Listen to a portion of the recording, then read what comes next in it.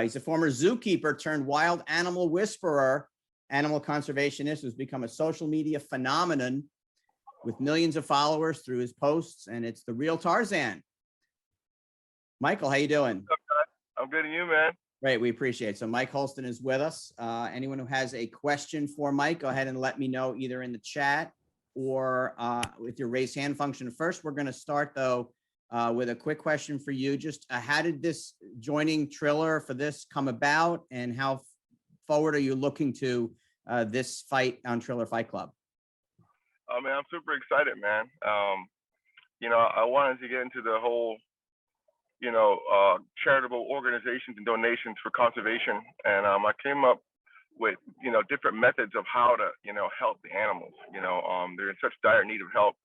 And, you know, I had actually got challenged by somebody in the animal world a couple months back, and it kind of sparked my interest. You know, it got my competitive drive going. So with seeing, you know, Jake and Logan Paul and everybody, you know, doing their thing, I said, man, I figured I can get into something like this too, and really, you know, raise some eyes and, you know, change the clock on conservation. You know, there's a lot of money involved in these prize fights, in this boxing, and this just in combat sports, you know. So I feel I can come in, you know, and bring my platform to fight for a greater cause than myself, than, you know, a greater cause than combat. You know, I want to do it for animals. So I prayed about it, and I talked to my, you know, a couple of close friends and family of mine, and before you know it, you know, I ended up being in the right place at the right time. I met one of the guys from Triller. I told him, I said, hey, man, I want to fight. You know, I know you got a card in September, so put me in, you know, and put me in for, you know, any card you got available. So he hit me up like 2 days later, like, hey, I got a fight for you. I'm like, all right, cool, when? He's like, June 19th. I'm like, holy shit, that's close. I'm like, who? He's like, Vitor Belfort. I'm like, dude, count me in. You know, I wouldn't pass the opportunity up in a lifetime. You know, the average person would say, hey, I need a whole training camp and this and that. But of course, I know I know what I'm getting myself into. You know, and you know, I don't have animals don't have any time left. You know, so I can't even wait till September. You know, I'll take that 2-week notice.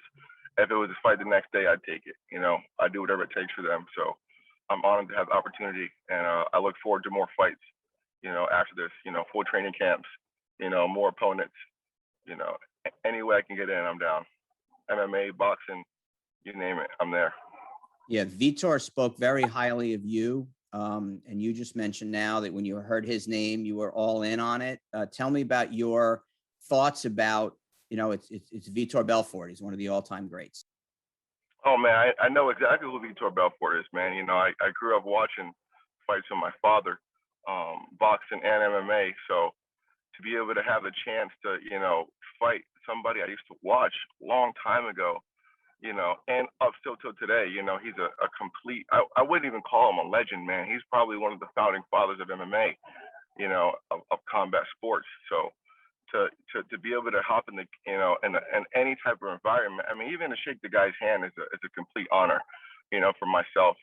I look at myself as a young warrior, as I always did as a kid. So to be able to hop in the, you know, the ring with the seasoned warrior like himself, it's just an honor, man. You know, I'm super excited. You know, it's something I get to tell my kids about, you know, and I feel deep in my heart and in my soul that, you know, this type of eyes, you know, I can tell my fans and my platform and all the people around the world to say, hey, this cause right here is for conservation only. We're fighting for animals.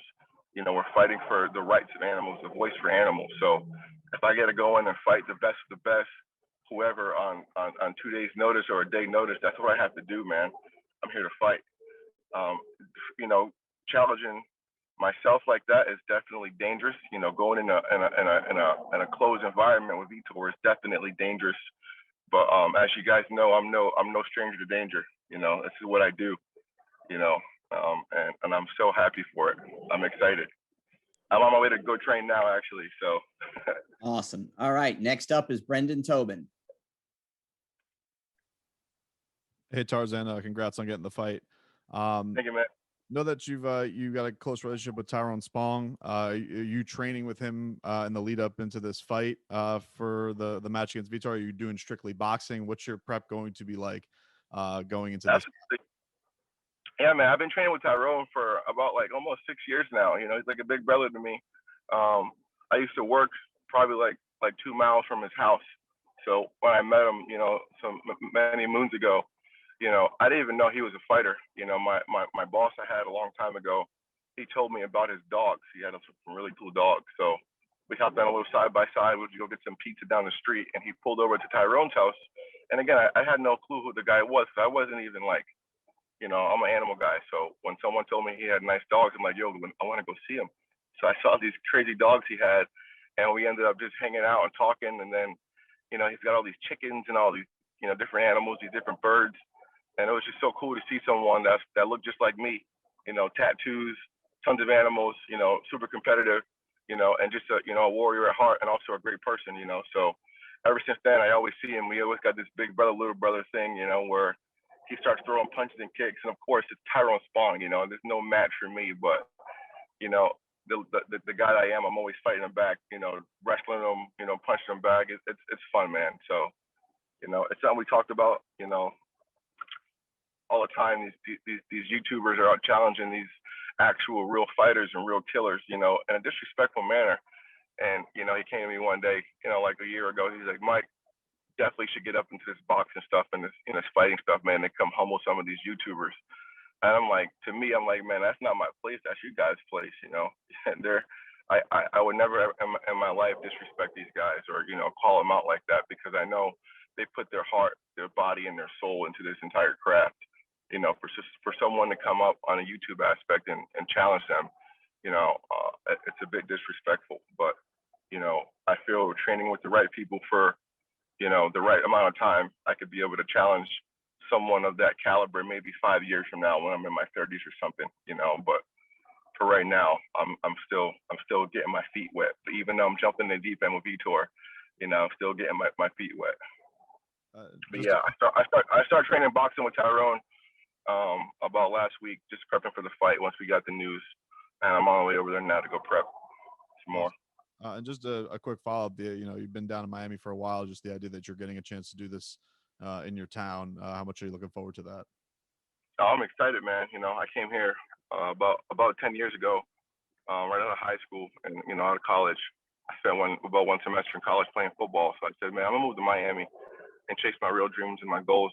So here I am 10 years later, you know, fighting Vitor on a boxing card for animal conservation. So it's pretty cool, man. From, you know, I was homeless for a while when I moved here. About a year, I slept in my car working on my animal job, you know, and I was shower at the gym. So, you know, I'm no stranger to you know, controversy and, you know, adversity and overcoming it. Awesome. Brendan, thank you. Next up is Dylan Boker. Hey there, Mike. Appreciate you making the time. No problem, man. Thanks for having me. I was just curious because, I mean, the way you're talking about this, I feel like I almost know the answer, but thought to posit it all the same. I'm kind of curious what the overall like combative arc looks like here. Is this like a try it out, like bucket list, see how it feels kind of situation, or is there a desire to go on a multi-fight run? Oh no, for sure, multi-fight run. I'm not gonna come in here and you know, like these guys, you know, take a dive for some money or whatever the case may be. I'm coming in to fight. You know, I'm coming in and challenging myself. I'm a man, you know. So at the end of the day, I'm down to go out on my shield. This is not no walk in the park for me. This is not no something I want to try. It's something I'm all in on. You know, I'm 10 toes down on what I do and what I stand for. You know, and something needs to change in my world for, you know, animals. And I feel, you know, hopping into combat sports and, you know, raising some money for charity all around the world in different conservation efforts. This is one of the ways to go. You know, I have a lot of tricks up my sleeve. This is just one of them. And, you know, a lot of people that do know me, they know I go 110% every single day. So this is not just a one and done. I'm gonna try it and see how it goes. No, I'm in here. I'm here. Yeah, for sure. And like I said, I kind of got that sense anyway, but thought to posit it all the same. And just a quick follow-up, it seems like the familiarity exists with the MMA space. Like, is there also the desire to take a mixed martial arts fight as well, or just solely boxing more so? Yeah, hell yeah, man. That's what I really wanted to do with MMA. I talked to Triller. I was like, hey man, when's your first, cage match? I want to hop in there and, and fight in the cage, and they said it was coming pretty soon. So hopefully, whenever they do, launch that, I'll be able to, hop on that card and get some scraps in. That's what I really like. Boxing's a fight, but I know cage fighting is definitely probably where I can do a whole lot better at. But for now, I'm focused on boxing until they open those doors. All right. Thanks very much. We have one more question from Stuart at Grassroots Boxing. He's on the chat here, but his voice isn't working. His volume's down. What do you think your inspiration, the great Steve Irwin, would make of your fight with Vitor? I don't know, man.